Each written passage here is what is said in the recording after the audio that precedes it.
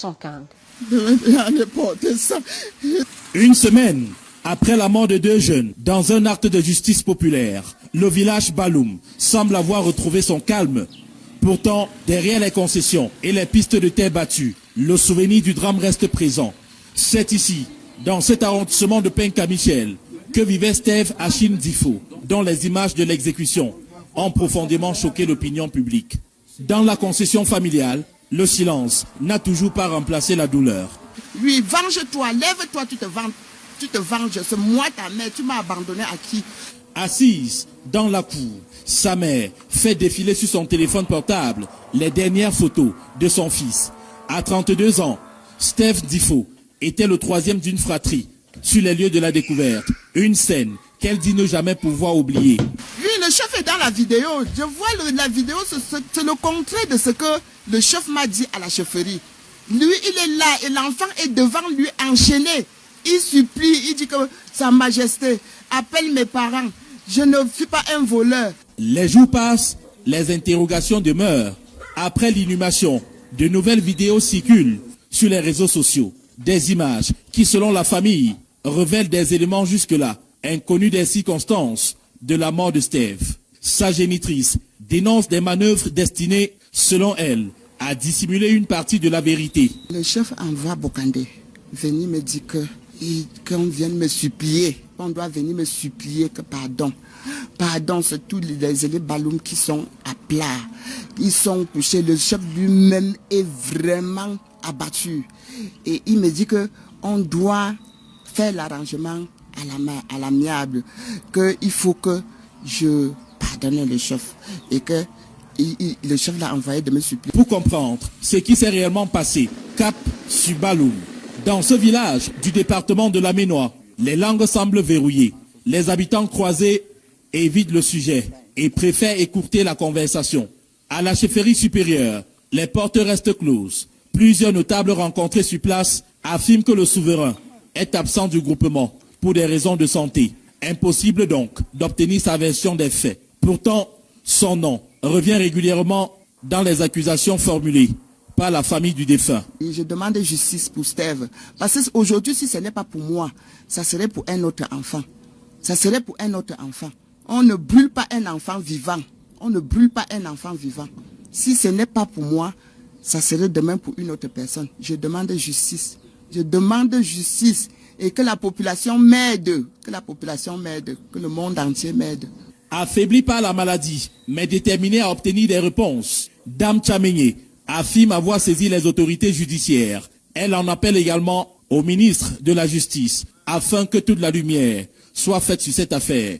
À Baloum, le calme est revenu en apparence, mais derrière les silences et les non-dits, les circonstances exactes de la mort de Steve Achille Difo continuent d'alimenter les interrogations. Ok, il va descendre au centre de santé, on va aller. Lui, après, il dit qu'il n'a même pas le temps. Il nous envoie au centre de santé.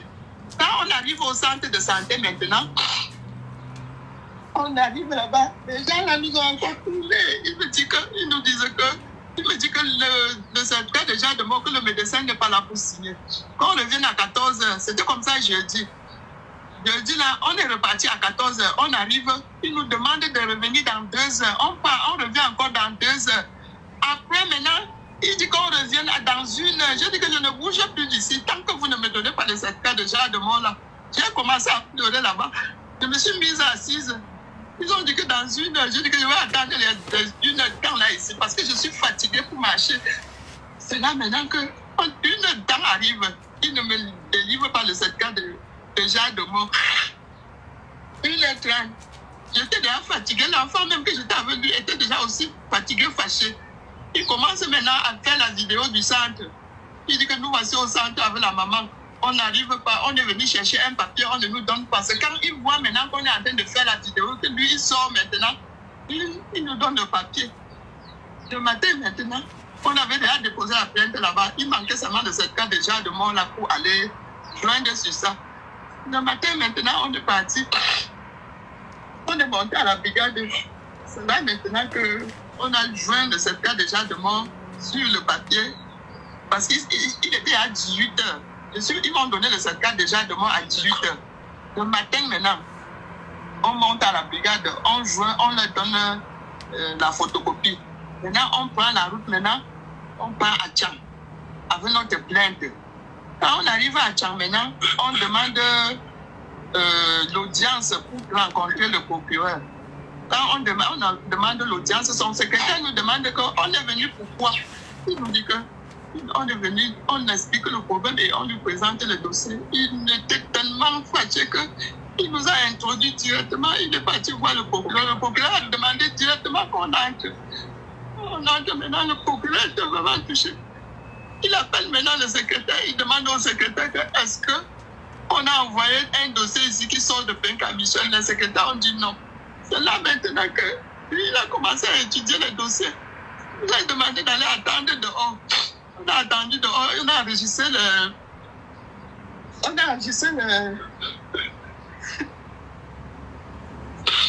Assia,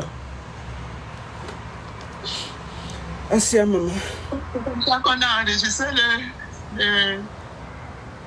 C'est comme ça qu'on a enregistré. Il a donné à son secrétaire, il a enregistré. Après, il nous a fait appel.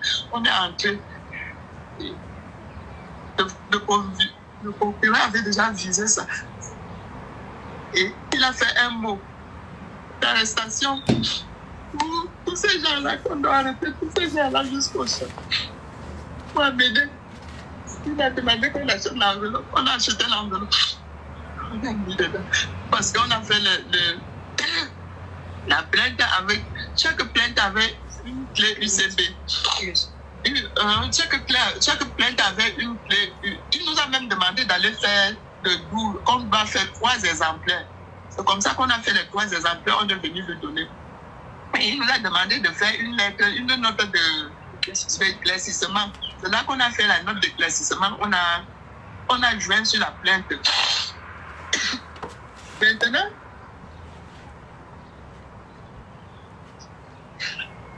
voilà. C'est ça qui charge tout ça dans l'enveloppe. Il me dit que j'arrive à Penka Michel, que je ne dorme pas avec ça à la maison. Je monte directement à la brigade de donner au commandant. C'est comme ça que je suis arrivé ici. Je n'ai pas dormi, je suis parti directement. Je ne suis même pas passé à la maison. Je suis allé directement à la brigade, j'ai donné ça au commandant. Voilà, prend la note maintenant. C'était un mandat d'arrêt, c'est ça? Puis il y avait le mandat, c'était dans l'enveloppe. Et il y avait le mandat d'arrêt dedans. C'est comme ça que j'arrive. Il prend le dossier. Je lui dis que c'est le procureur qui m'a envoyé que c'est urgent. Là qu'il prend l'enveloppe. Il commence maintenant, il détache maintenant l'enveloppe, il regarde, il dit qu'il donne à un de ses gendarmes que le gendarme doit garder ça jalousement. Là maintenant que je suis sorti, en sortant, il me dit que mais il faut passer lundi. Il dit que comme aujourd'hui c'est vendredi, je ne peux rien faire. Demain c'est samedi. Après-demain c'est dimanche, je ne peux rien. Je suis aussi moi resté tranquille. J'arrive maintenant, après chez le procureur, on est parti chez le commandant de compagnie, on a encore déposé une autre plainte là-bas. Le commandant de compagnie n'était pas aussi au courant. Il était au courant des liens. Le commandant de compagnie de Tchang, il était au courant des liens. C'est là maintenant qu'on est parti, on est rentré maintenant ici. Il me demandait de passer lundi. Lundi maintenant, qui était hier, je suis monté là-bas. Quand je monte là-bas, il me dit que non, voilà, j'étais convoqué ici. Je me dis que je suis allé à la chefferie, je n'ai pas trouvé le chef. Il dit que vous n'avez pas trouvé le chef, pourquoi? C'est avec on l'a aidé à fuir. Il dit que lui, il a fui. Il dit que mais s'il a fui, mon commandant, excusez-moi de vous aider. Je ne vous apprends pas votre travail. Parce que avant de fuir comme ça, est-ce que vous avez arrêté les 4 personnes que le chef a dit qu'il devait vous donner le nom des 4 personnes? Il dit que bon, il n'a pas tué. J'ai dit que non. Le chef en fuyant, on a demandé que il est parti où? Il dit que bon, c'est celui qui est à Douala. Il doit être à Douala. Voilà, même son numéro de téléphone ne passe pas. Oui, attendez, excusez-moi. Je sais que vous voulez l'aider et tout. Laissez-la, elle s'exprime d'abord, s'il vous plaît. Attendez, maman Assia, s'il vous plaît, mettez les cœurs, écrivez Good Life, je vous en prie, et partagez. Faites un partage, faites beaucoup de partages pour que ça sécurise le direct. Vas-y, maman. Alors, tu as dit à Bokande que ce que tu viens de voir est le contraire de ce que le chef t'a dit. Et que tu as la vidéo, c'est ça? Oui, et que j'ai la vidéo, et que voici la vidéo aussi. Il a dit qu'attends, j'arrive. Dans les 5 minutes il arrive. Je lui montre la vidéo. Il dit que les enfants, les gars là lui montrent la vidéo. Il dit qu'on l'envoie la vidéo. On a envoyé la vidéo. On envoie la vidéo comme ça. Il commence à dire que la vidéo est floue, la vidéo est floue. C'était de là pour manigancer, je ne savais pas. Il commence à me dire que la vidéo est floue. Après, il me dit que non, ne fais rien, hein. Il faut m'attendre sur place jusqu'à ce que j'arrive. J'ai dit que, ok, j'ai compris. Et là, il part. Parce qu'il disait qu'il partait à Mélan ou à Domtou pour un match. C'est comme ça qu'il est parti. Le soir maintenant, il m'appelle, il dit que je suis où? Je dis que je suis à la maison. Il est venu me trouver. Donc, moi, je savais qu'il venait comme ça pour qu'on rédige la plainte pour aller déposer à la brigade. Il n'a pas... Il est arrivé maintenant, il commence à me raconter les choses à 21h. Il commence à me raconter ce qu'il avait à dire. Après, il dit que tu es ma soeur, tu es ma soeur. On va causer à deux. Il dit que est-ce qu'il y a encore un problème? Il y a quel problème? Il dit que non, c'est une causerie à deux. Je dis que non, quand tu parles comme ça, là, tu es en train de me traumatiser encore. En fait, je suis déjà traumatisée. Quand tu parles là, quand je réfléchis, c'est comme s'il y avait encore un autre problème et ça me traumatise. C'est comme ça que je suis. Il a dit qu'on a une causerie à deux. Il me dit que c'est le chef qui l'a envoyé. Il dit que le chef t'a envoyé pour faire quoi? Il dit que le chef l'a envoyé pour me supplier. Me supplier que je dois le pardonner. Il ne sait pas ce qu'il a arrivé. C'est-à-dire que le chef t'envoie Bokande. Le chef de Baloum, Porkam, Constant t'envoie Bokande. Pour venir négocier et te supplier. De me supplier. Qui ne sait pas ce qu'il a fait. Il a dit qu'il part. Il a dit qu'il doit partir. Je ne sais pas ce que je dois parler avec le chef. Mais là, il me dit que si le commandant me convoque à la brigade, que je ne dois pas partir. La nuit, maintenant, je dors, je réfléchis, je dis que mais comment un commandant peut me convoquer, je ne pars pas. Je dis que non. Je me lève, je prends mon foulard maintenant. Le commandant lui-même est venu. C'était comme ça lundi. Lundi que le commandant vient ici là me prendre. Il vient me dire qu'il voulait que j'arrive, que je fasse les efforts et que j'arrive à la brigade. Il est venu ici à la maison. Quand il vient là, assis à la maison, j'ai dit que bon, le Bokandela dit que je ne parte pas. Pourquoi? Il avait déjà fait appel à son papa. Je monte maintenant, je prends le foulard, je mets sur ma tête, je monte à la brigade. Il dit qu'il m'appelle comme ça pour qu'on va m'entendre. Je dis que ok. Il donne alors il donne les enquêtes à un gendarme. C'est le gendarme là maintenant qui m'a audifié. C'est le gendarme là qui m'a auditionné. Quand il m'a auditionné maintenant, dans ce que je parlais là, c'est ce que je vous raconte, comme je vous ai raconté là. C'est ça que j'ai mis dans la plainte. Dans ma plainte. Et arrivé dans la plainte, l'audition. L'audition, ok. J'ai mis dans l'audition. Et quand je mets maintenant dans l'audition, je prononce le nom de Bokande. Il disait que non, ne mets pas le nom de Bokande. Parce que je dis que je ne mets pas le nom de Bokande. Comment? On était à 3 devant le chef. Et il est comme un témoin. Il dit que non, on ne peut pas mettre le nom de Bokande. On a mis seulement le nom du commandant de brigade. C'est là maintenant qu'on est parti. Dès que l'enquêteur a fini de m'entendre, de m'auditionner, c'est là maintenant qu'on est parti. Il continue maintenant à me demander que.